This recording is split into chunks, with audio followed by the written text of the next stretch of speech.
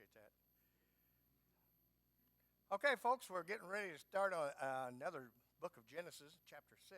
We're going to talk about Noah. Last week we talked about giants. That was a good study. If you haven't got it, you can get that online.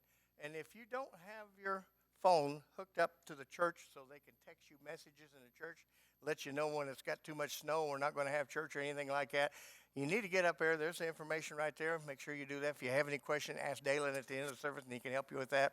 But you all need to get that up there so we can send you information about what we're doing. If we're going to go outside, if it's going to rain, we may cancel it. You need to know that too. So get your name in our phone lineup so we can send you messages here in the church.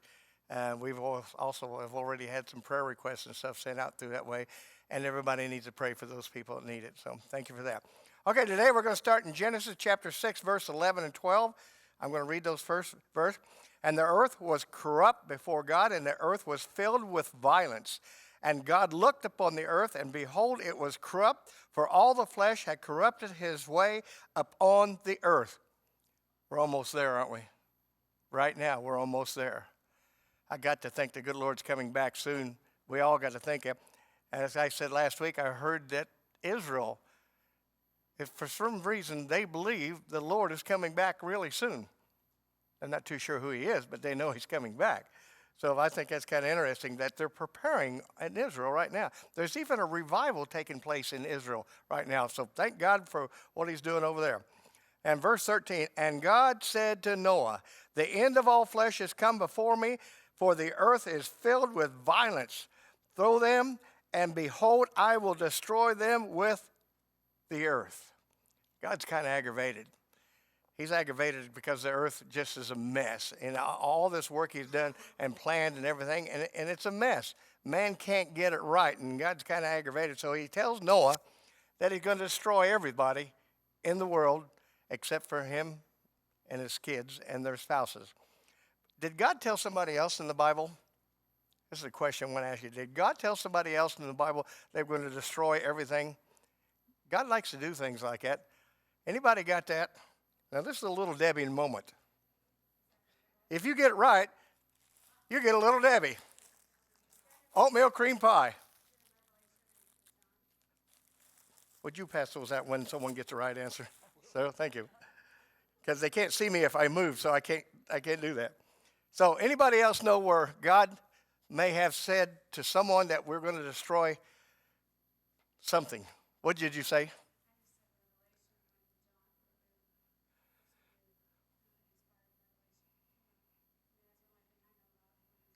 Now, there's one more place.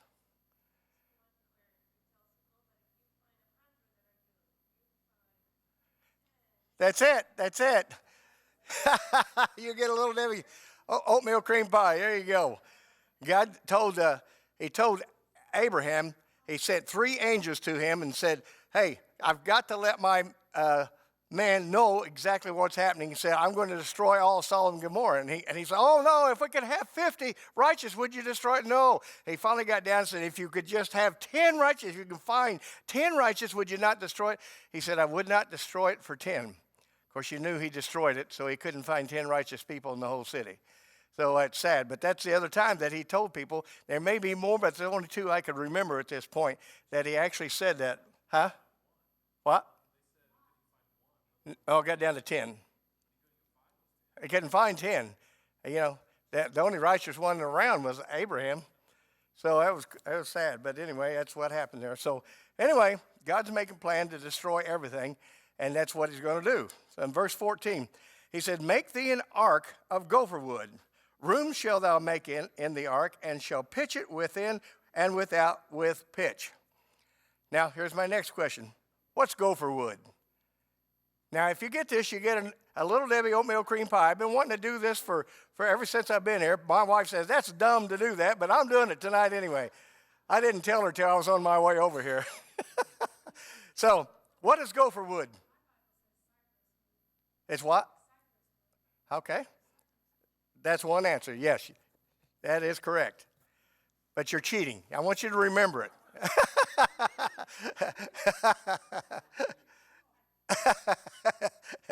So anyway, actually it says that The Jewish Encyclopedia says it's cedar, but the modern English translation said it's Mediterranean cypress. So it could be either one. Both of them was used to build ships back in that day. And there's a third thing. Gopher wood could be a wood that's not even here anymore.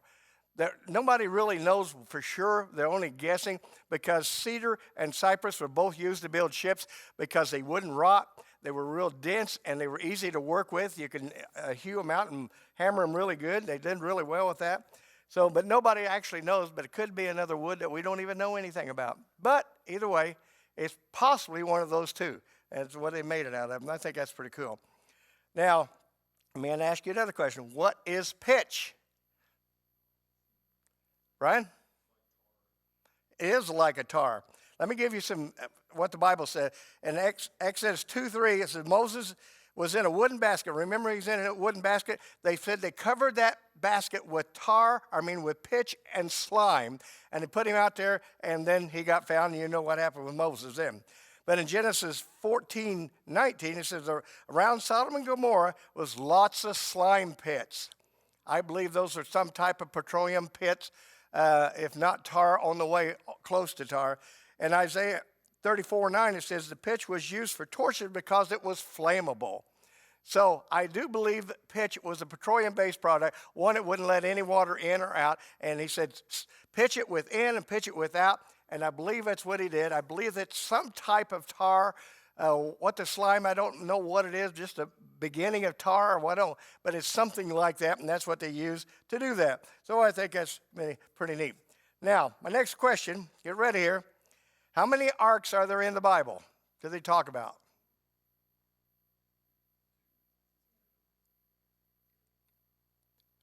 Rick got it right. Now you know what the two are. Yes! Give that man a little Debbie snack cake. You got it. Now, here's another question.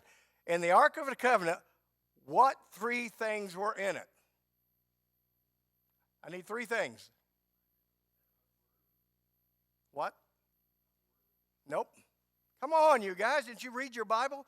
What three things? Go ahead. Manna, yes. Yes.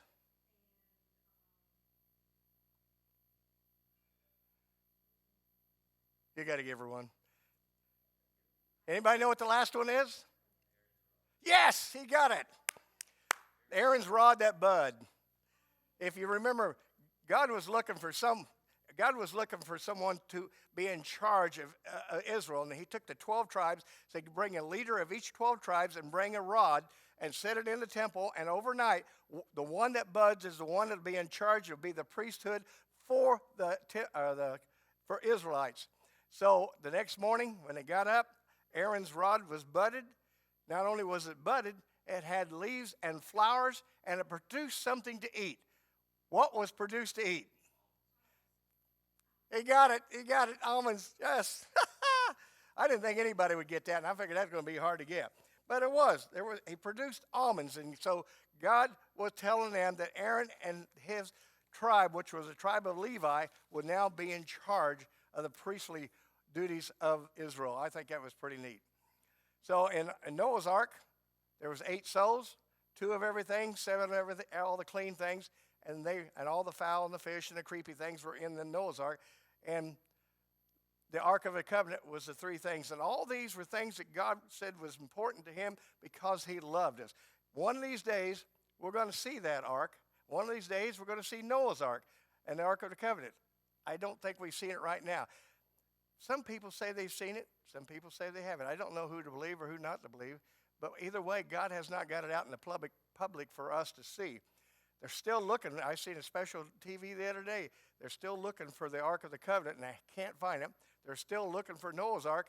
They think maybe they see it here, and then they think maybe they see it over there. We don't know. When God says it's time to get it out, he's going to get it out, and we're all going to get to see it. It may be in the 1,000-year reign, I don't know, but we're going to get to see it one of these days, and I think that'd be cool. Okay, and next thing he said in verse 15, and this is a fashion which thou shalt make it. The length of the ark shall be 300 cubits, the breadth shall be 50 cubits, and the height shall be 30 cubits. My next question, what's a cubic? It's a type of measurement, but what is it? What's the exact amount for the measurement of a cubic? Do you know, let me ask you a question. Do you know how they measure a cubic?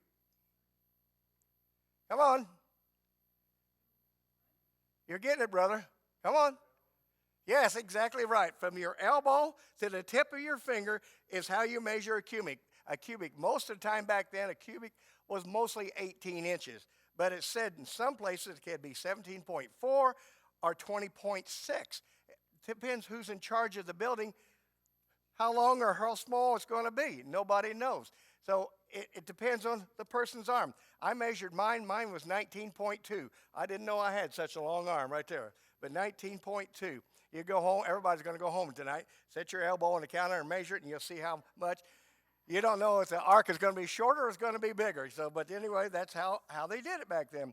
They measured a guy's arm to his finger, and I think that's kind of interesting that they would use it, knowing that everybody's arm's a little different. So if you had two people work on the same thing, you come together, it might not just fit right. I think that's kind of interesting the way it did. So what was the size of the ark in feet? Anybody know that by far? What was the size of the ark in feet? We know it was 300 by 50 by 30. Should give you a hint. Okay, I get to eat that oatmeal cream pie, okay? Nobody got that one. Huh? You got one part of it right. What? You got that part right. What was the height? Yeah, you guys got it. Yay! It was 450 feet by 75 feet by 45 feet. If the guy's arms was the size that they say they are, it could all change and go different things. This ship was huge. Now they say you can get 450 semi-trailers in the ark. That's how big it was. 450 semi-trailers. You can get 112,500 sheep in the ark, or you can get 17 Olympic-sized swimming pools in the ark. This ark is massive. It is huge. And how anybody could build something like that with the tools that they had back then, only God would know, because it's just amazing to me. So my next question, how long did it take them to build the ark?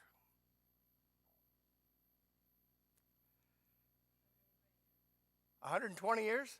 No. No. Anybody?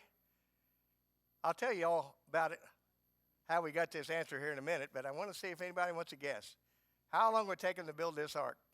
You know, in my mind, I thought it'd take about 5 years, maybe 10 years, but I was wrong. It took somewhere between 50 and 75 years to build this ark. 50 and 75 years. Most of us probably wouldn't even live that long. I'm 74. I got one more year, and I couldn't have built that ark, I don't think, at that bit of time. Now, do any of you think that they had help? When Solomon built the temple, he had thousands and thousands of people to hew the wood, to sew the curtains, to beat out the gold and make everything gold. Had thousands of people working, but they say Solomon built the temple, but he had a lot of people helping him.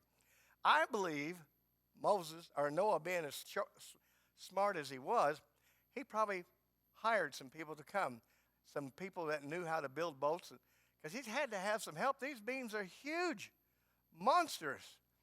And have you ever been to the Ark Encounter over in Kentucky? If you've seen that, they said it took them a year and a half to build that.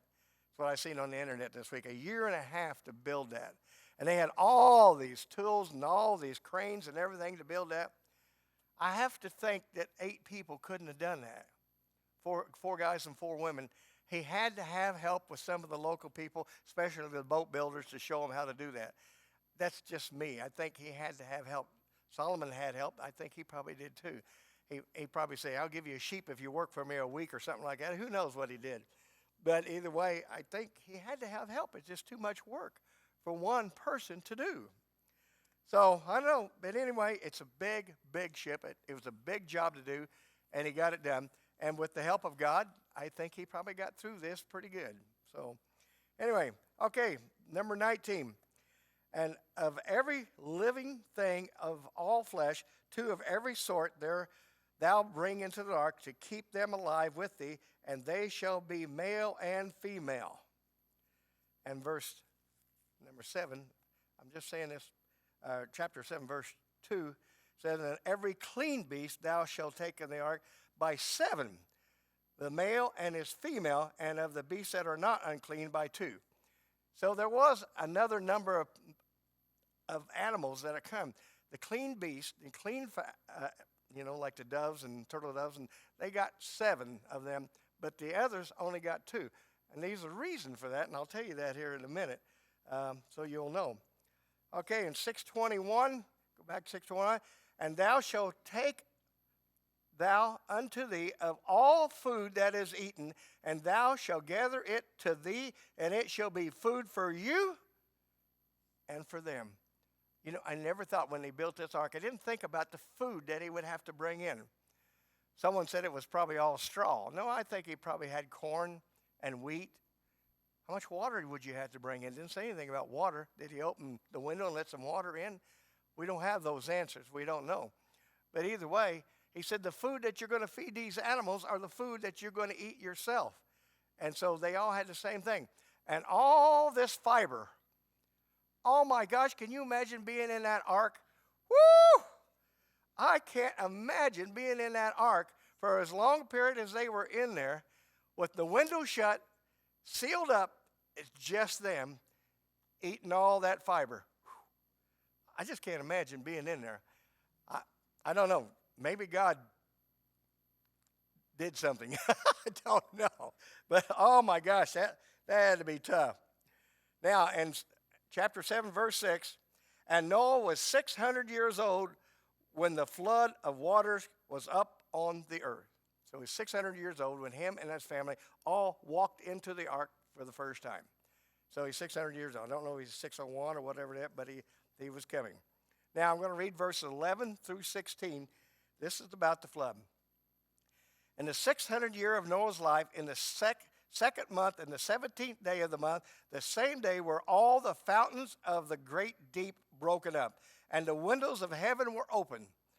I don't know if it was just water came from clouds, or did God open something up in heaven and let it come down? Whatever it was a lot of water. And he said, open up there's more water possibly under the earth than there is on top of the earth. So all that water came up. He said it opened up the great fountains of the deep. And, there's a filtration system under the earth. Our water filtrates constantly all the time. And God cleans it when it gets through, brings it back up. It's clean again. But we dirty it back up and God brings it back down. Now, I don't know how long it takes for water to get all the way through the earth and come back up again. It may take 100 years. But that's a cleaning system that God has, and I think that's pretty neat. Anyway, and the rain was upon the earth for 40 days and 40 nights. Anybody know why 40 days and 40 nights? Why the word 40? What's that? Yeah, but why the number 40?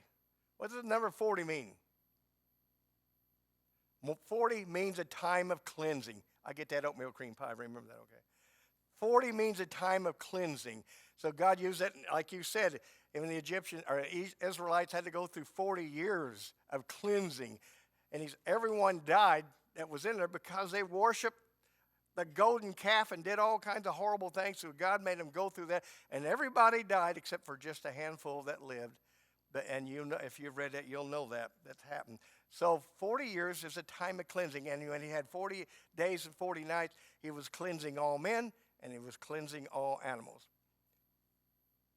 One thing lived through this flood. Anybody know what it is? There's a little Debbie moment here.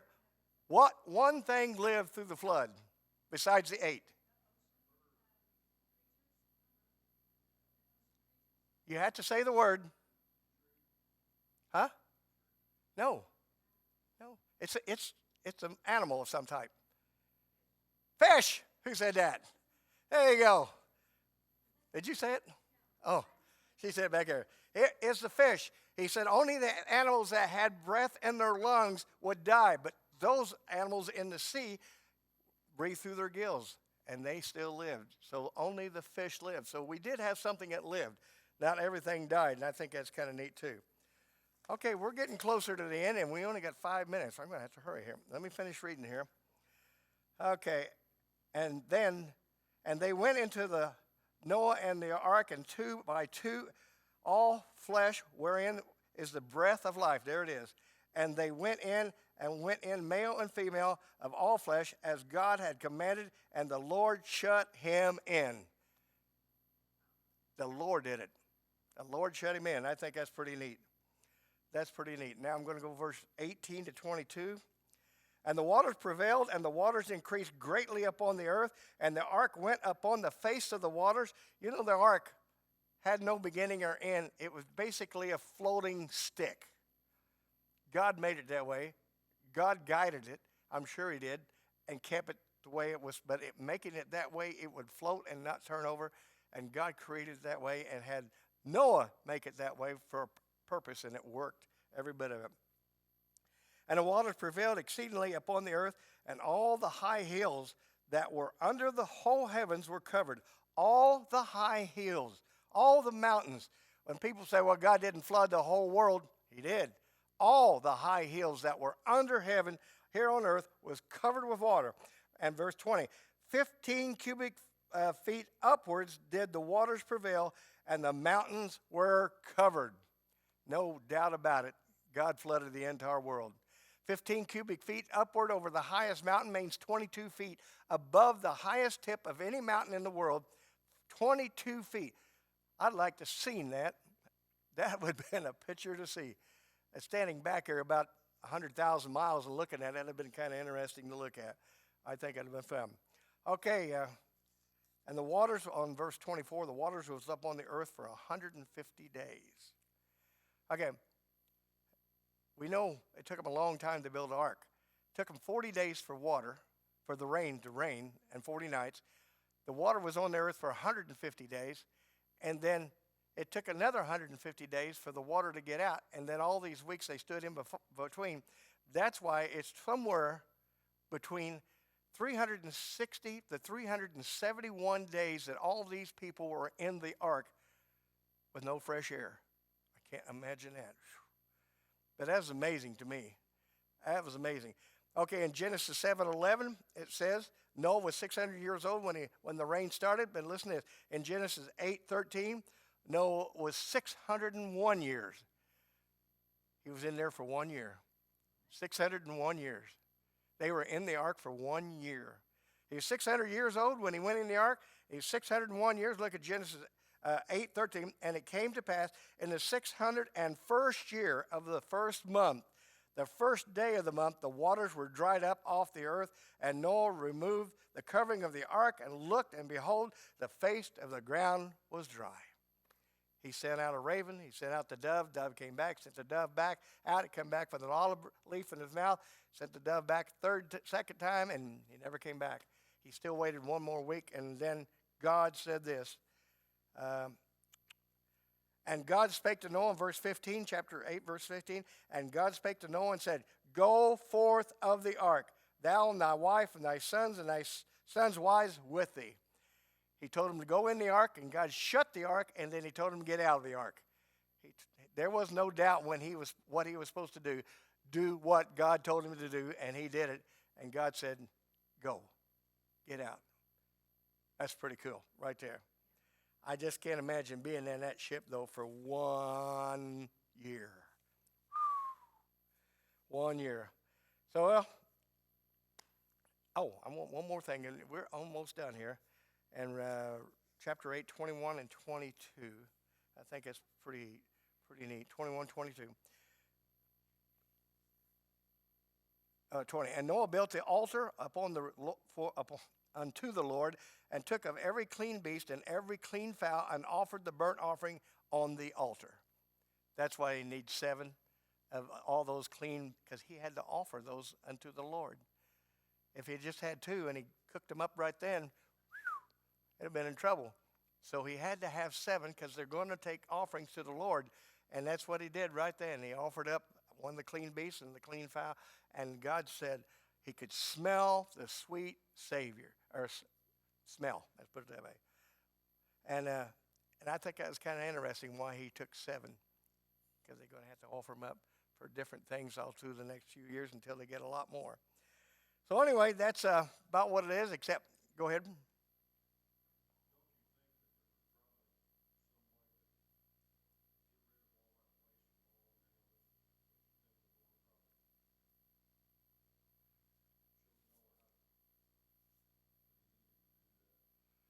Oh, that's what he did. He told him to take 7. There's no doubt. You're talking about for the offering?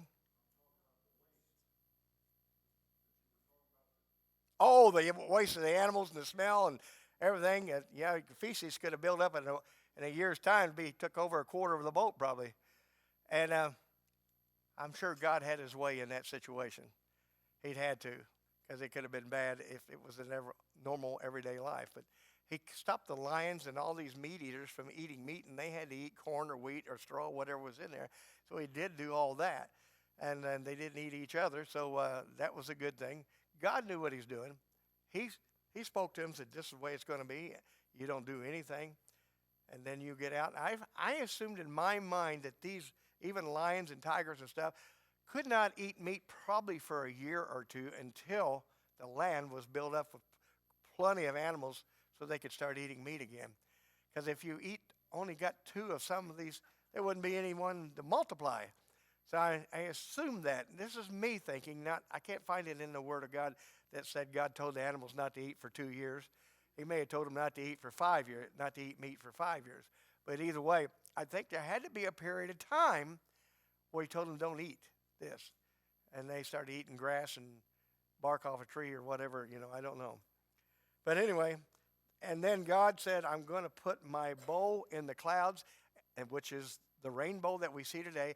He said, every time a cloud comes out and a rainbow's in it, he says, I look upon that and remember the covenant that I had with you.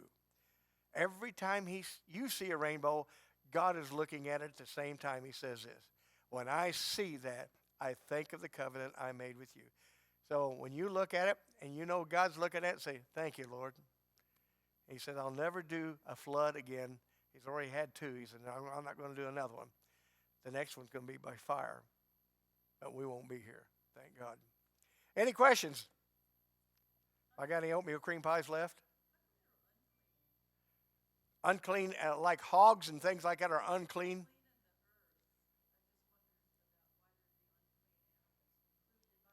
Yeah, some animals are naturally unclean, like animals that eat dead things are unclean.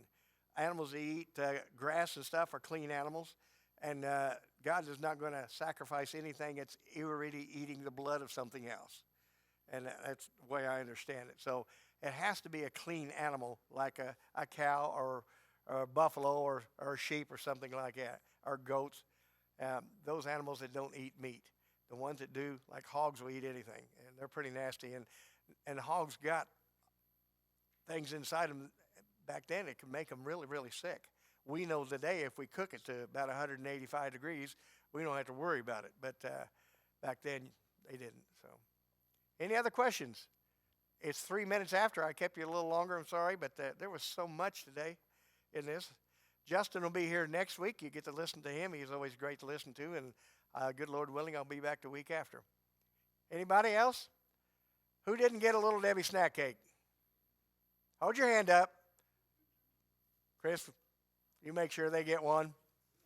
If they didn't get a Little Debbie snack cake, I brought 24, so I got plenty.